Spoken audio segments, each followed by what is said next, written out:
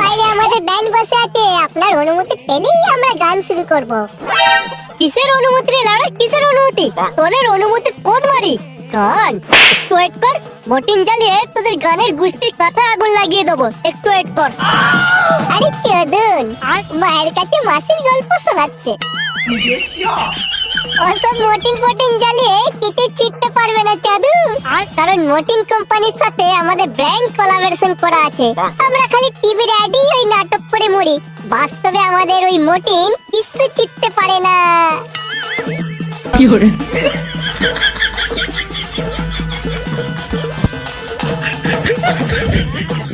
এ কারা রে লাউড়া, এরা মোটিন কোম্পানির সাথে ব্র্যান্ড কোলাবোরেশন করে রেখেছে।